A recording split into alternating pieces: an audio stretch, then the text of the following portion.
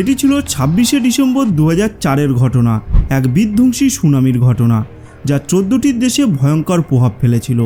এক ভয়াবহ সুনামি যা 2,28,000 মানুষের জীবন কেড়ে নিয়েছিল। এটি সেই 44,000 মানুষের গল্প যারা এই মহা দুর্যোগে কোথাও হারিয়ে গিয়েছিল অথবা হয়তো চিরতরে প্রাণ হারিয়েছিল। এক ভয়াবহ সুনামি যা 17,40,000 মানুষের ঘরবাড়ি ধ্বংস করে দিয়েছিল, তাদের সব কিছু কেড়ে নিয়ে বাধ্য করেছিল অন্য কোথাও গিয়ে নূতন জীবন শুরু করতে। বন্ধুরা, এটি 2004 সালে ভারত মহাসাগরে ঘটে যাওয়া সেই ধ্বংসাত্মক সুনামির গল্প।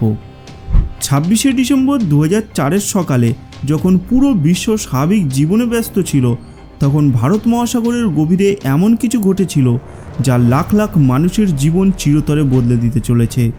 আকাশ ছিল একেবারে পরিষ্কার, সূর্য উজ্জ্বল ছিল, কিন্তু সমুদ্রের গভীরে ধীরে ধীরে তৈরি হচ্ছিল মৃত্যুর ঢেউ। এটি সেই বিভীষিকাময় সকালের গল্প যখন মানবতা প্রকৃতির অন্যতম ভয়ঙ্কর তাণ্ডবের মুখোমুখি হয়েছিল। হ্যাঁ, এটি ছিল 2004 সালের সেই সুনামি। সেই দিনটি ছিল এক সাধারণ দিন ইন্দোনেশিয়া, থাইল্যান্ড, শ্রীলঙ্কা, ভারত এবং মালদ্বীপের মতো দেশের মানুষগুলোর জন্য।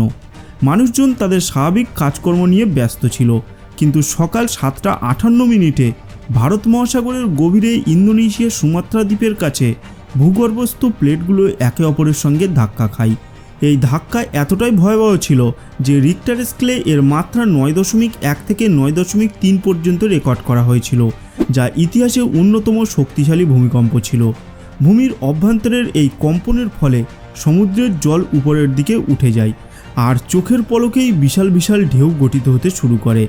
এই ঢেউ কোনো সাধারণ সমুদ্রের ঢেউয়ের মতো ছিল না, বরং বহুতলা ভবনের সমান উঁচু এবং অত্যন্ত গতিশীল এক বিশাল জলপ্রবাহ। এই ভূমিকম্প মাত্র 10 মিনিটের মধ্যেই ভারত মহাসাগরে এক বিধ্বংসী সুনামির জন্ম দিল, যা চারপাশে ধ্বংসের বার্তা নিয়ে ছুটে চলল। ইন্দোনেশিয়ার বিভিন্ন অঞ্চলে তখন মানুষজন যার যার কাজে ব্যস্ত ছিল, কেউ ঘরে, কেউ বাজারে, আবার কেউ সমুদ্রের তীরে। কিন্তু কেউই কল্পনা করতে পারেনি যে কি ভয়ঙ্কর দুর্যোগ আসতে চলেছে। ভূমিকম্পের কয়েক মিনিটের মধ্যেই সমুদ্র থেকে 100 ফুট উঁচু ঢেউ এলো এবং সব কিছু ধ্বংস করে দিল। পুরো শহর জলের তলায় ডুবে গেল। হাজার হাজার মানুষ মুহূর্তের মধ্যেই বিশাল ঢেউয়ের প্রভাবে হারিয়ে গেল।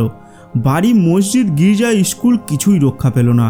প্রায় 1,70,000 মানুষ প্রাণ হারালো এবং কয়েক লক্ষ মানুষ ঘরবাড়ি হারিয়ে নিঃস্ব হয়ে গেল। ইন্দোনেশিয়ার জন্য এটি ছিল ইতিহাসের সবচেয়ে বড় এবং ভয়াবহ প্রাকৃতিক দুর্যোগ। থাইল্যান্ডের ফুকেট এবং অন্যান্য উপকূলীয় অঞ্চলে তখন হাজার হাজার বিদেশি পর্যটক ক্রিসমাস পরবর্তী ছুটি কাটাতে এসেছিল। সমুদ্র শান্ত ছিল, কিন্তু কেউই বুঝতে পারেনি গভীর জলের নিচে মৃত্যু দ্রুত এগিয়ে আসছে। যখন প্রথম ঢেউ তীরে আছড়ে পড়ল, তখন লোকজন ভেবেছিল এটি হয়তো কোনো সাধারণ ঢেউ, কিন্তু যখন দ্বিতীয় এবং পরপর তৃতীয় ঢেউ আঘাত আনল, তখন পুরো এলাকা জলে ডুবে গেল। হোটেল, দোকান সবকিছু জলের স্রোতে ভেসে গেল। প্রায় 8,000 মানুষ প্রাণ হারিয়েছিল, যাদের অধিকাংশই ছিল বিদেশি পর্যটক। কিছু ভিডিও ফুটেজে দেখা গিয়েছিল যে লোকজন ক্যামেরা হাতে ভিডিও করছিল, কিন্তু তারা বুঝতে পারছিল না যে তারা আসলে নিজের মৃত্যুর দৃশ্যই রেকর্ড করছে। শ্রীলঙ্কার গোলে এবং অন্যান্য উপকূলীয় অঞ্চলে সুনামি লক্ষ মানুষের প্রাণ গ্রাস করেছিল, কিন্তু সবচেয়ে ভয়াবহ দুর্ঘটনা ঘটেছিল সমুদ্রদেবী নামে একটি ট্রেনের সঙ্গে, যা হাজার হাজার যাত্রী নিয়ে কলম্বো থেকে গোলের দিকে যাচ্ছিল। যখন প্রথম ঢেউ আঘাত আনলো, তখন ট্রেনের রেলপথ জলে ডুবে গিয়েছিল। মানুষ কিছুই বুঝতে পারছিল না তাদের সাথে ঠিক কী ঘটছে, কিন্তু এরপর আরেকটি বিশাল ঢেউ আঘাত আনে এবং পুরো ট্রেনকে জলের সঙ্গে ভাসিয়ে নিয়ে যায়। এতে প্রায় 17,000 যাত্রী সেখানে জীবন্ত কবর হয়ে যায়।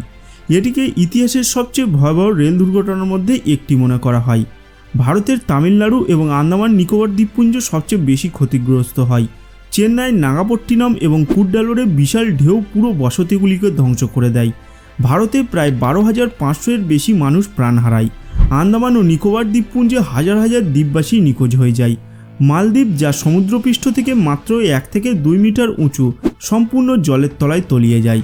রাজধানী মালেতে বিশাল ঢেউ প্রচণ্ড ধ্বংসযজ্ঞ চালায়। এখান থেকে আরও এগিয়ে সুনামির ঢেউ 5,000 কিলোমিটার দূরবর্তী আফ্রিকার দেশ সোমালিয়া, কেনিয়া এবং তানজানিয়ায় আঘাত আনে। এই দেশগুলোতেও শত শত মানুষ প্রাণ হারায়।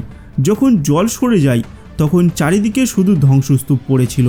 এই সুনামিতে বিশ্বজুড়ে প্রায় 2,30,000-এরও বেশি মানুষ প্রাণ হারায়। প্রায় 14টি দেশে তাণ্ডব চালায় এই সুনামি। 20 লক্ষের বেশি মানুষ গৃহহীন হয়ে যায়।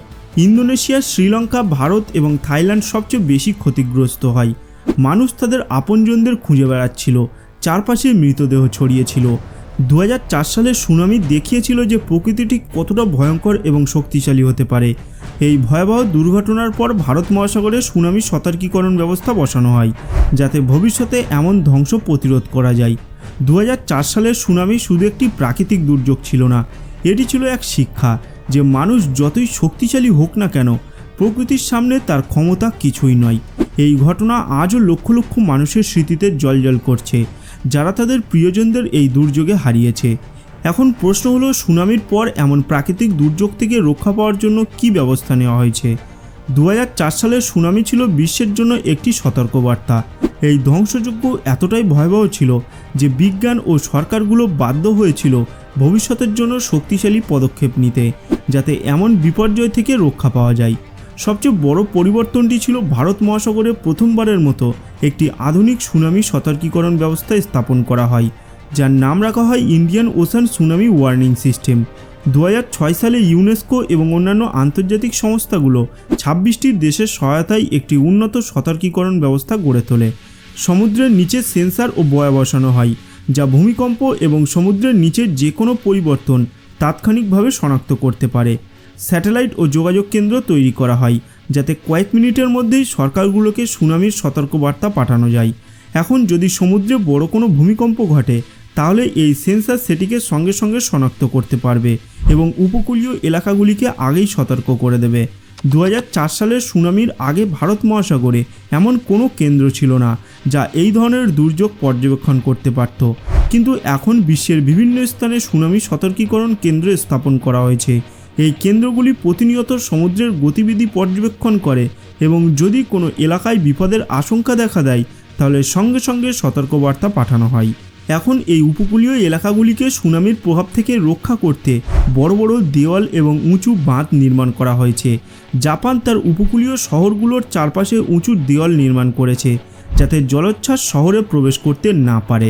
ভারত ও শ্রীলঙ্কায় কিছু উপকূলীয় এলাকায় শক্তিশালী গাছ রোপণ করা হয়েছে, যা জলের প্রবাহ কিছুটা প্রতিহত করতে পারে। ইন্দোনেশিয়া ও থাইল্যান্ডের লোকজনকে উঁচু এবং নিরাপদ স্থানে পুনর্বাসন করা হয়েছে, যাতে সুনামির সময় তারা সহজে নিরাপদ আশ্রয়ে যেতে পারে। সুনামির পর সবচেয়ে বড় সমস্যা ছিল যে উপকূলীয় এলাকায় বসবাসকারী মানুষের জানা ছিল না এমন বিপর্যয়ের সময় কী করা উচিত। স্কুলগুলোর শিক্ষার্থীদের সুনামির সময় কিভাবে সুরক্ষিত থাকা যায় সে বিষয়ে প্রশিক্ষণ দেওয়া হয়। প্রত্যেক জায়গায় সাইনবোর্ড বসানো হয়েছে, যা দেখায় যে জরুরি অবস্থায় কোন পথে বের হওয়া নিরাপদ। সুনামির সতর্কতা সংকেত, সাইরেন এবং অ্যালার্ম সিস্টেম বসানো হয়েছে, যা যখনই বিপদের আশঙ্কা থাকে তখন উচ্চ শব্দে সক্রিয় হয়ে জনগণকে সতর্ক করে। 2004 সালের সুনামি একটি ভয়াবহ দুর্যোগ ছিল, তবে এটি গোটা বিশ্বকে অনেক শিক্ষা গ্রহণ করিয়েছে। আজকের দিনে যদি কোনো সমুদ্র তীরবর্তী অঞ্চলে ভূমিকম্প অনুভূত হয়, তাহলে কয়েক মিনিটের মধ্যেই সতর্কবার্তা প্রচার করা হয়, যাতে মানুষ দ্রুত নিরাপদ স্থানে আশ্রয় নিতে পারে।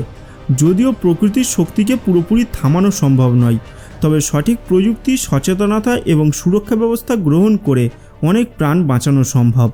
এখন 2004 সালের মতো ভয়াবহ দুর্যোগের সম্ভাবনা অনেক কমে গেছে, কারণ বিশ্ব এখন আগের তুলনায় আরও বেশি সতর্ক এবং প্রস্তুত। কিন্তু এটাও সত্য যে প্রকৃতির সামনে কেউই টিকে থাকতে পারে না, এবং তুরস্কের সম্প্রতি ঘটে যাওয়া ভূমিকম্প সেটা আবার প্রমাণ করেছে, যেখানে হাজারো মানুষ প্রাণ হারিয়েছে। আপনি যদি তুরস্কে ঘটে যাওয়া ভূমিকম্প সম্পর্কে ডিটেলসে জানতে চান, তাহলে নিচে কমেন্ট বক্সে কমেন্ট করে জানান। আর যদি আজকের এই ভিডিওটি আপনাদের ভালো লাগে, তাহলে ভিডিওটিকে লাইক করার সাথে সাথে নিজের বন্ধুদের সাথেও শেয়ার করে দেবেন। দেখা হবে পরের ভিডিওতে।